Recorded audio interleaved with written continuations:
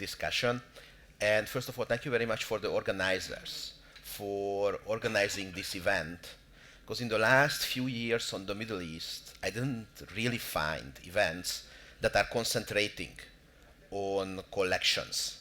And I believe it was really high time that we start concentrating on this topic, especially if we take a look what happens all around the world, the new era of inflation returning to us after more than 2 decades that will have a significant impact on collections operations, including in the Middle East.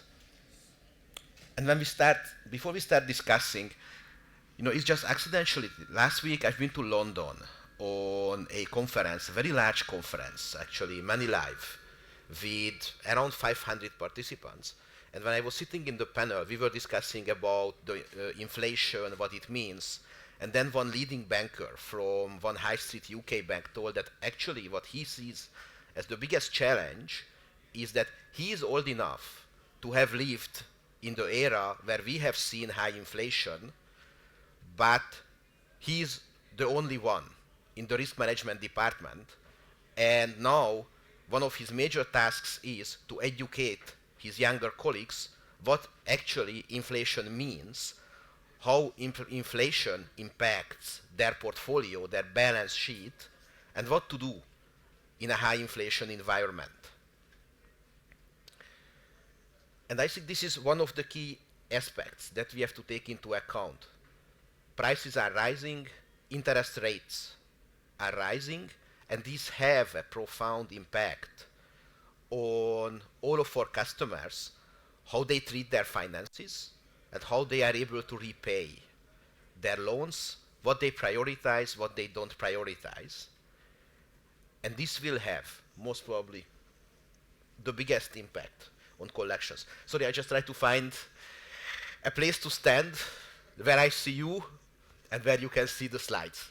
So, before I start, just a very brief introduction. So who are we? Who is Loxon Solutions? Well, we are a European business software provider who are providing in the last more than 2 decades software solutions, business products covering end-to-end the credit management life cycle. Why end-to-end credit management? Well, just based on the panel, what was discussed, actually even collections does not start at collections. Collections starts when we are giving the loan. It starts at how we design the scorecards. Let them be application scorecards, behavioral scorecards.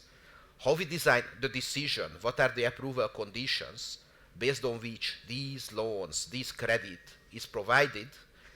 Then collection continues actually with the early warning that is not part of collections, because we do early warning on healthy customers, trying to identify the customers who might become problematic in a 3 to 6 months period, trying to identify the early warning signals that show to us that this customer might face financial difficulties, and as partners of our customers, trying to find ways how to help them, how not to get to a point where we actually have to start collection.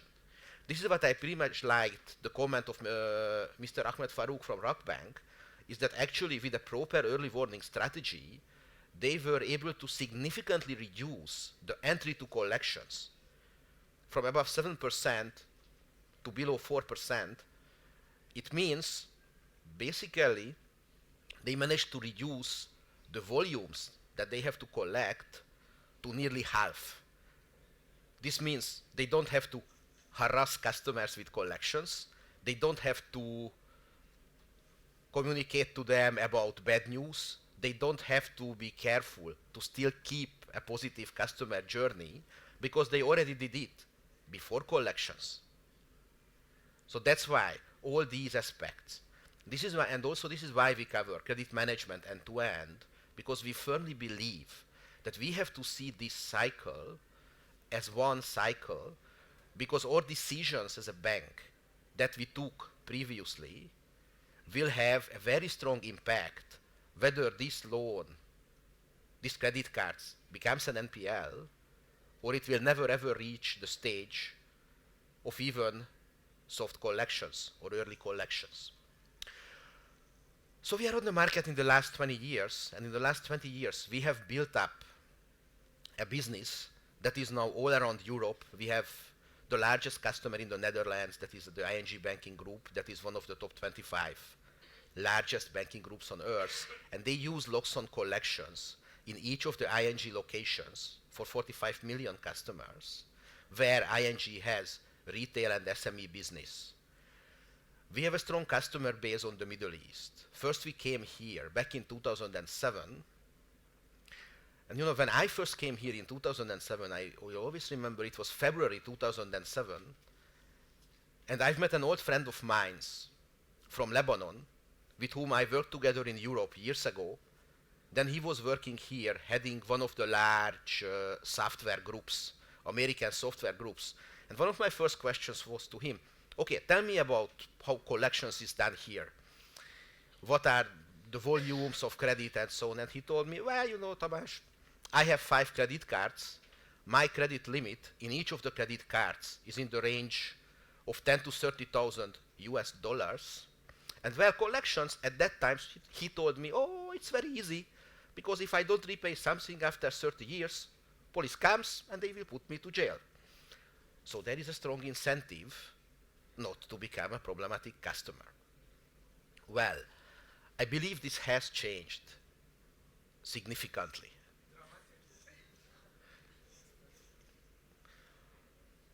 And one of the, yes, sorry. So, what is collections? You know, when we first started collections, working with large European banks, it was back in 2003. And at that time, collections was all about automation.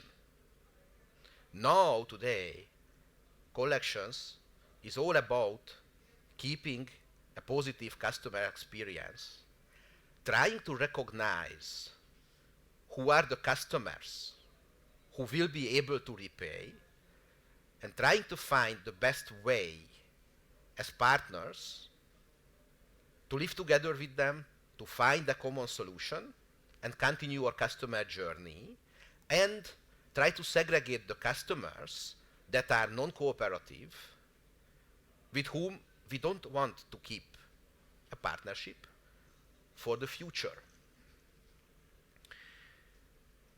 So when we see back in 2003, early 2000s, it was all about automation. Trying to have a policy, trying to automate our processes. Then in 2008, when the financial crisis hit, it started to change. It was all about recovery. How much money we can recover from the customers. Already at that times, there were bankers who have seen the longer horizon. We were working with banks where recovery was not absolute. Yes, they wanted to recover, but they started to weigh recovery versus keeping a healthy customer base. And never forget that whatever we recover now, and then we write off the rest, will have a strong impact on our cash flows on the long run, when the customer, by the way, would have paid back the loan in case we find a more reasonable solution. So at that time it was all around recovery because everybody needed the cash. And now starting 2018, it's all about customer relation. So collection is not anymore a risk function. It's not anymore a separate function, managing sometimes the end of the life cycle. But collections should be treated by business, by risk, by everybody, as a strong, integral part of the entire customer management journey, how we treat our customers, how we are there when they need us, and how we form a proper partnership. And if you think of it, this is what also the regulators expect us. There are regulations. We can see the regulation of SAMA in Saudi that tells the banks that you cannot harass your customers. You cannot call them more than 3 times a day. You cannot call them more than 10 times a month, and so on. The latest such regulation, for example, what I have seen was in New Zealand, where starting February last year, if you go for collection, beforehand you have to prove that you really analyzed the situation of the customer, you have identified basic early warning triggers, and you did your homework in trying to predict that the customer will face financial difficulties. And not only this, but you as a financial institution did your homework reaching out to the customer and trying to help the customer not to become problematic.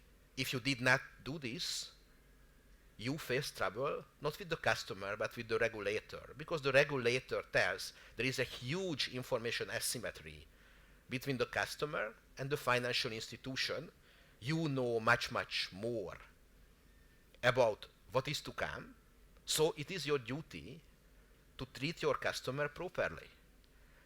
And these are the regulations that we see all around the earth, popping up, that all goes back about how we manage the customer relations. So let's see what as a bank we can do to keep up this positive customer journey. Well, I honestly don't know how much you see from my slides, because I see them because I have some advantage over you because I'm standing here, but I have the feeling that the chairs are actually covering the lowest part of the screen. Yeah, thank you.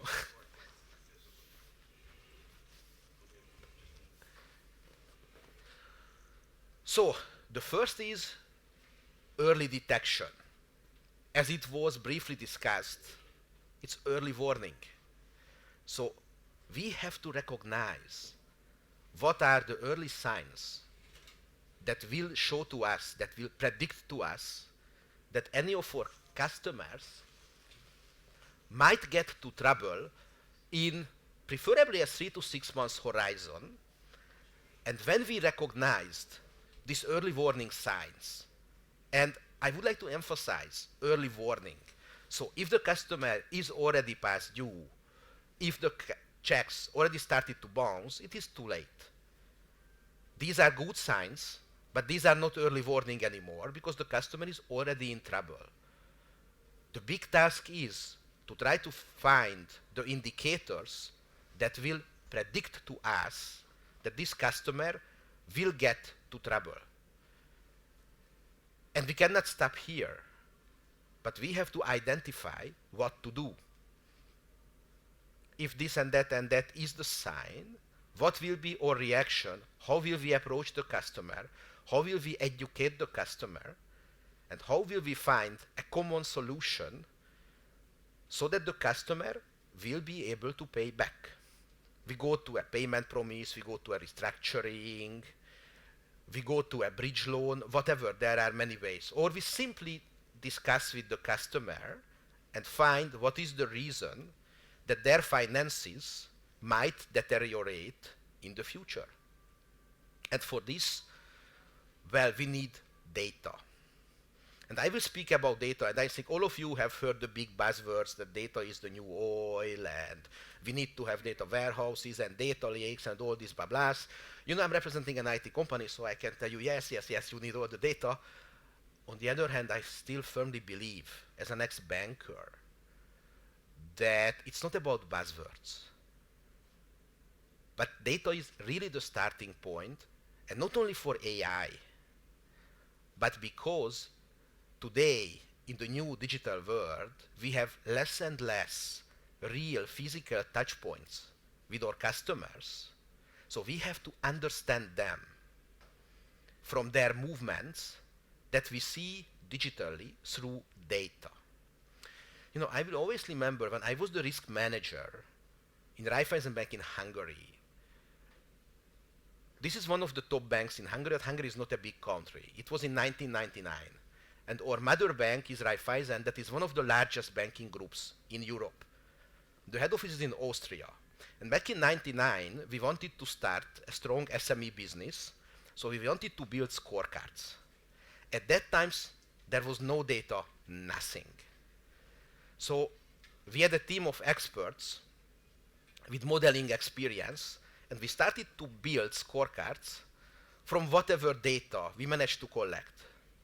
And we reached out to our Austrian colleagues that you most probably have some experience, and they told us, guys, honestly, we don't use scorecards, and the reason, this is Austria.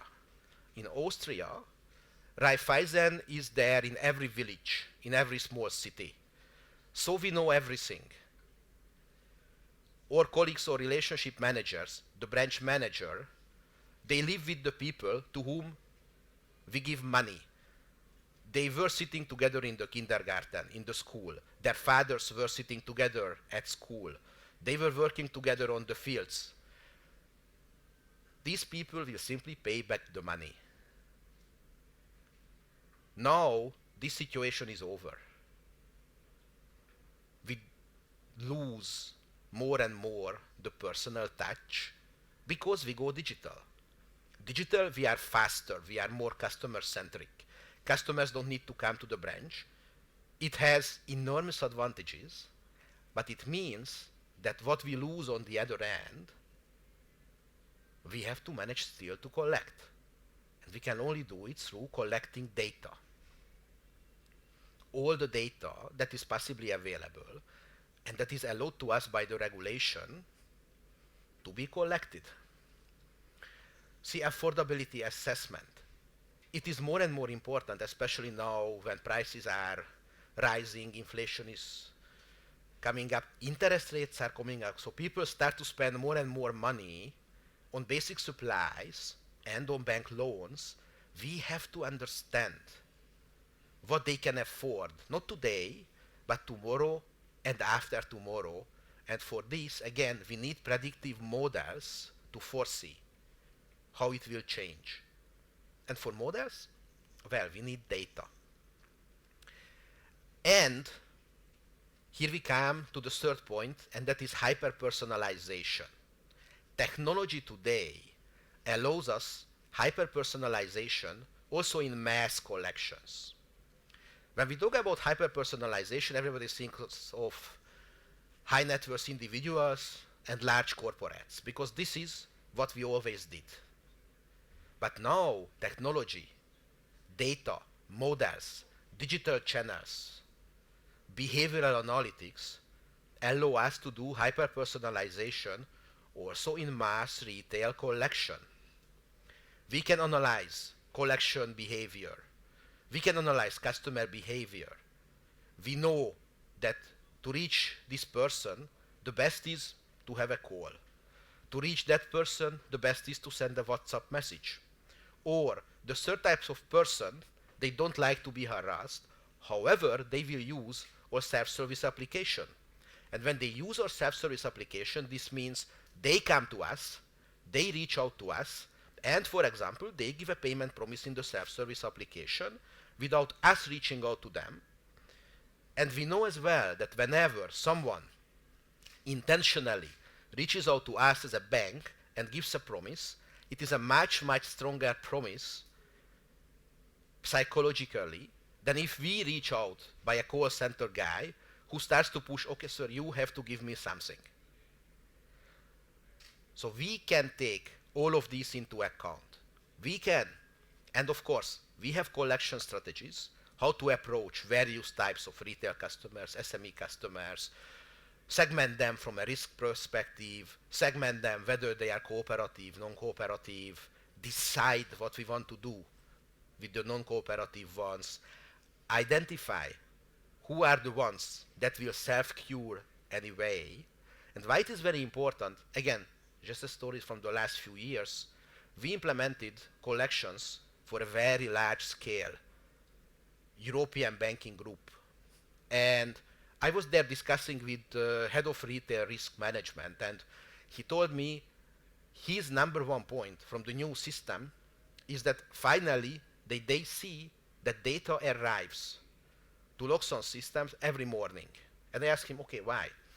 And he told me that, well, Tamás, look, last year, for 1 month, we didn't recognize that a large chunk of our credit card portfolio was not uploaded from the data warehouse to the old collection system. We didn't recognize it because we didn't see the difference in our management statistics about collection efficiency.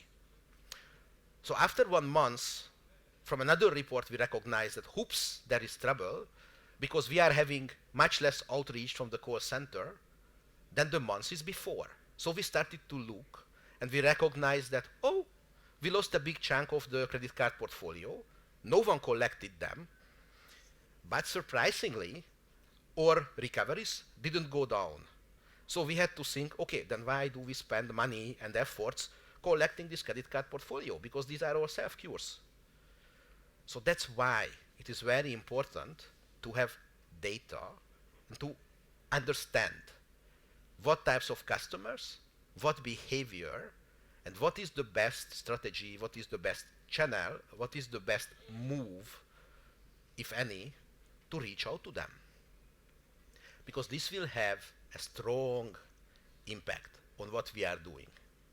So what we have to do with all of this, and when we see what happened in the last few years in our markets, I believe that the key word is agility.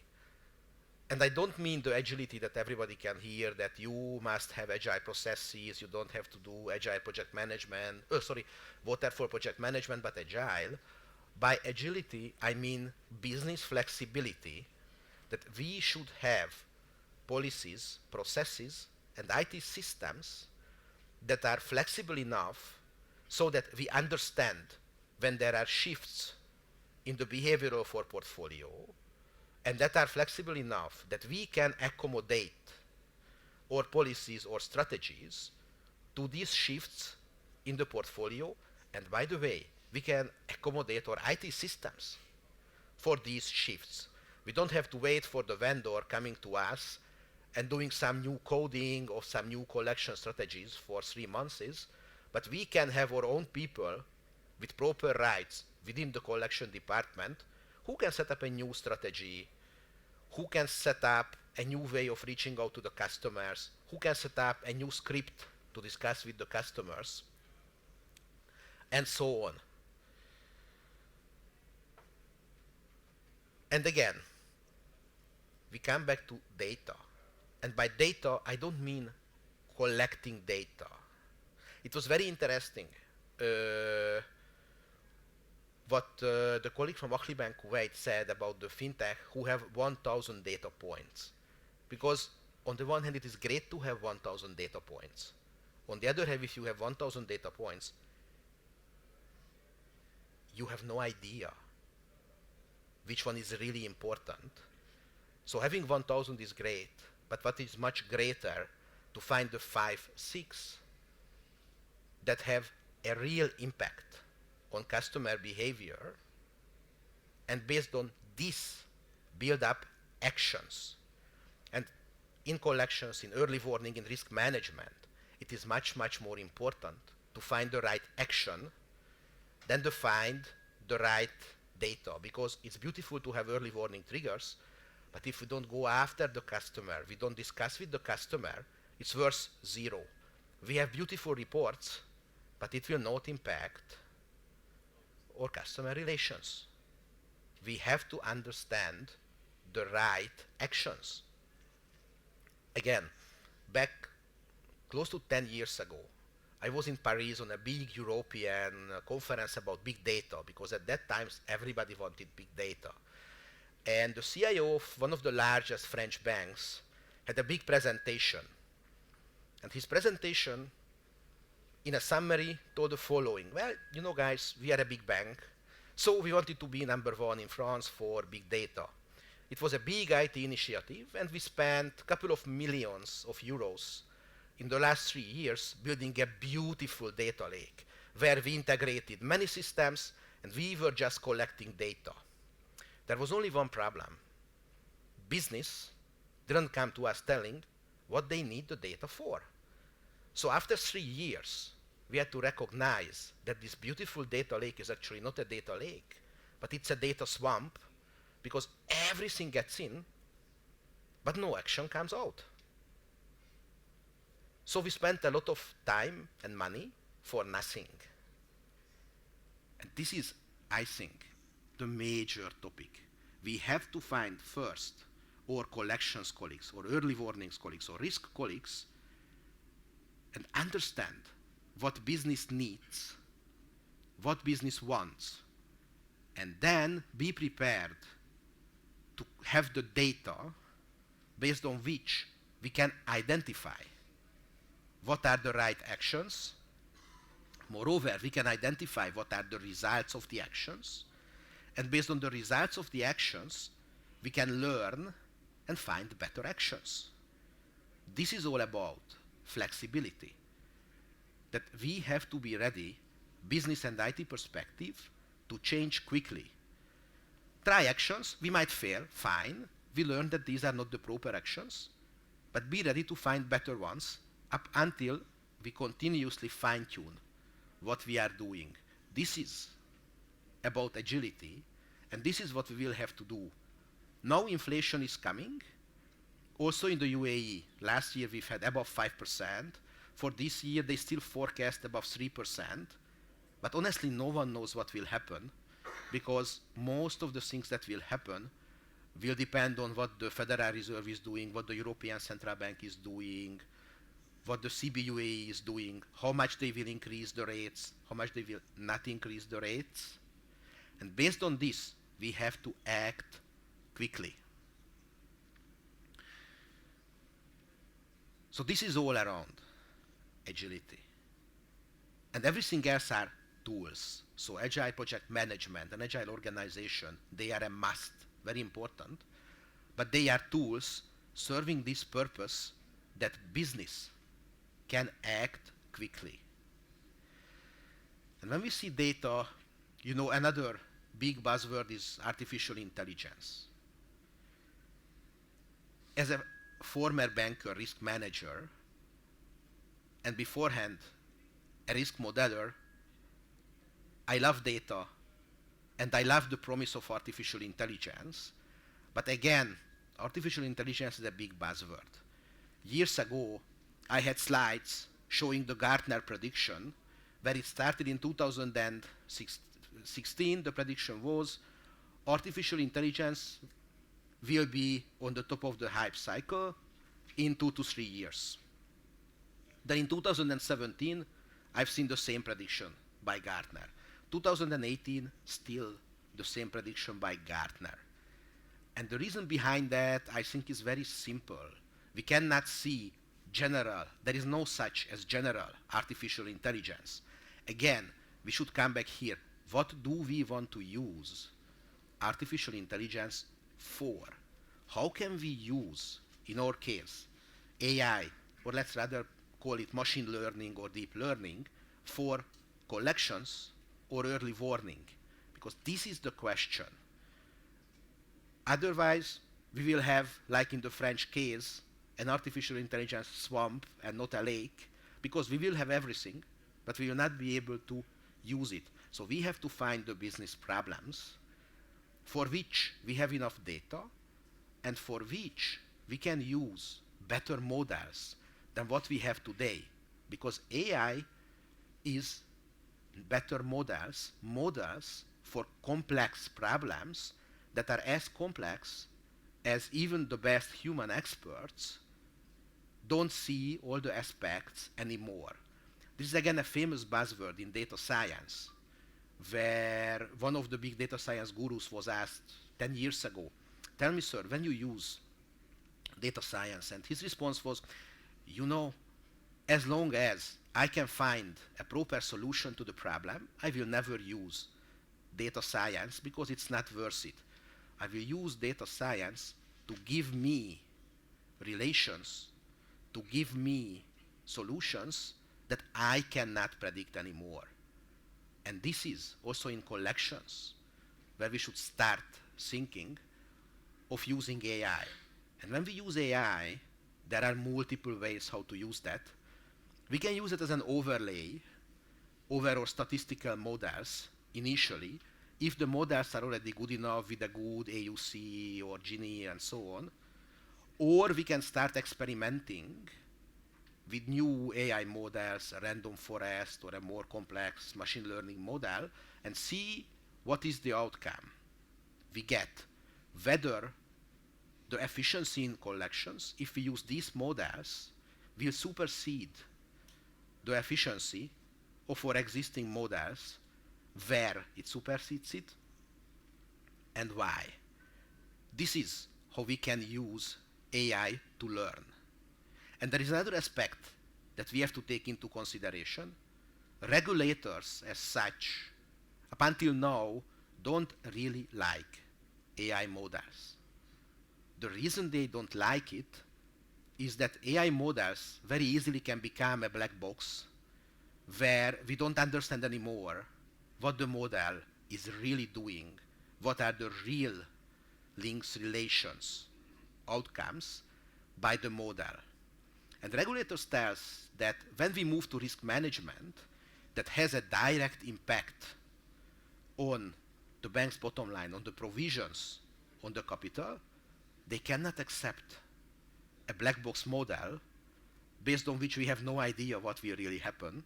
It is fine in sales, because in sales it's our call how we reach our customers up until we keep the regulation. But wherever the model will have an impact on provisions, they still want to understand what the model is doing and why the model is doing that. And we have to take this into consideration. So when we see overall, what are the overall benefits that one can gain from implementing a new way of collections that is based on automation, that is based on an end-to-end, at least starting from early warning, pre-collection, early collection, soft, hard, and legal collection. So end-to-end, having an overview, having an automated system, having proper models set up, where if you see the benefits are multiple. First of that is the primary is people. Because whenever we change the way how we are doing business, and what we are talking about, model-based, automated, hyper-personalized, this is a huge shift in how we are doing collections today. And we already have experience in the Middle East that actually the biggest challenge of such a project is to change the mindset of the collections team. We have now a huge project in a major customer here, and 70% of all the effort that the bank and or business consultants put to the project was not about modeling, was not about finding the right machine learning model. It was not changing the way they collect, but 70% of the effort went trying to change the people inside the financial institution so that they do not resist the new way.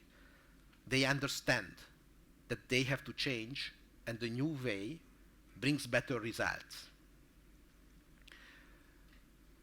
Another major point is processes and the system of collections, and I don't mean the IT system of collections, but how we set up the entire system of collections. That collections is part of the end-to-end customer journey.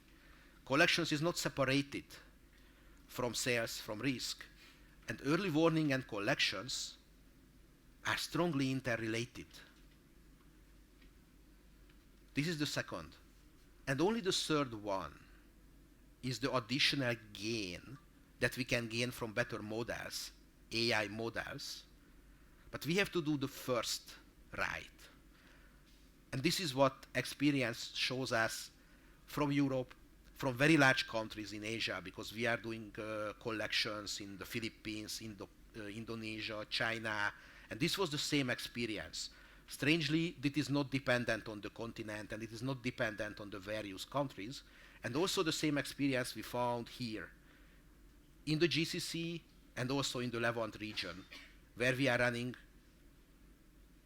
collection restructuring projects. So thank you very much for your attention. I assume we have some time for questions.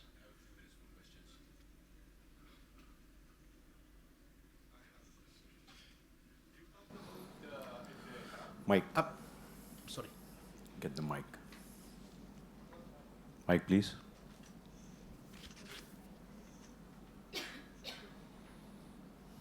There you go. Sorry. Here. Yeah. Myself, Imran. I'm talking on behalf of Tasveer Debt Collection, Saudi Arabia. Okay, I listened to this and the discussion before as well. Basically, when we talk about collection, we talked about scorecard, we talk about other behavioral changes, country by country, we can say. The real question is, yani, based on the scorecard, we have lending parameters, we lend the money. Now, we can say maybe 80% of the debt, it will be collected. Yani, there are ways, with that controls, you can cover this 80%. The remaining 20%, which goes to bad debts, or sometimes it goes for recovery collection agencies. Even here, the AI solution, it doesn't hit that area. When we talk about a data or accounts which is 6 months old, for example, any debt is old 6 months or a year. Here, the real problem is how we can reach the customer. This is where I was looking into it. I was trying to find out the basic of the data. Is this solution provides this? I want to reach a customer. The real challenge, for example, talking about Saudi Arabia, the contact information will change. Sometimes after 6 months, I'm talking with an experience of 500,000 accounts on average. The real challenge is how we can reach them. Is there anything we can find over here? Okay, well, how you can reach them is basically skip tracing. Yes, this is one of the key questions. There is no general solution for this because it depends country by country. It depends on what identifiers the customer has, what are the local legal regulations, what do the contracts say, so to whom you can reach out to get the data. And this goes back to another point that I don't want to discuss today because anyway it was too much, is APIs. In many countries, there are already providers that are doing exactly this, helping you find a customer, find a new mobile number, the new address, identifying the customer, based on this, reaching out to Ministry of Interior, and through Ministry of Interior then to mobile providers, to utility providers. So there are ways how to do it, but in each country, it heavily depends on local regulation, what you can and what you cannot do. It depends on the contracts, what were signed with the customers, what you can and what you cannot do. And coming back to your point, I think it's a very valid point, is that actually this all credit management is a cycle.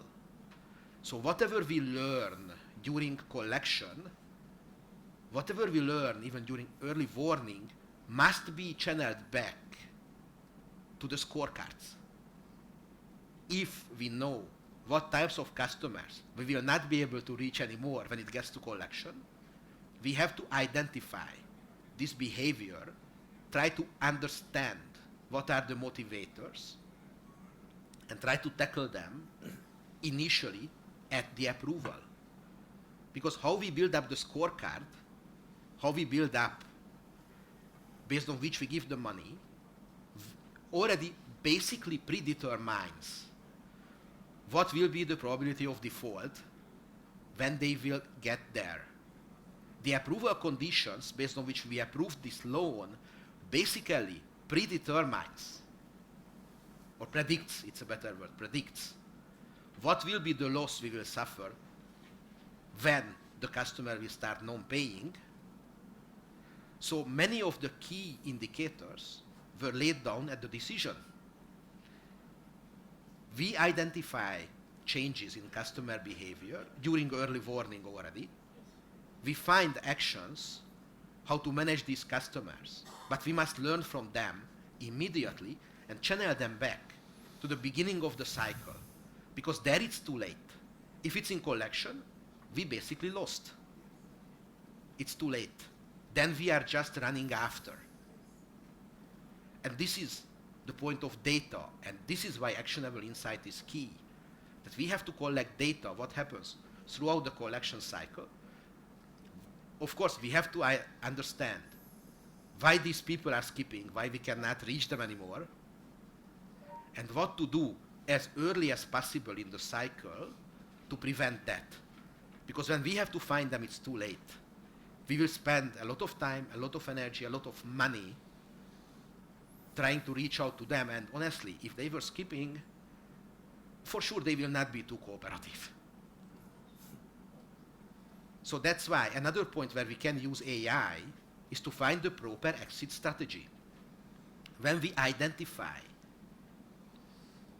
the triggers based on which customers can be identified who are non-cooperative, we can use good AI model to predict the value of various exit strategies. Yeah.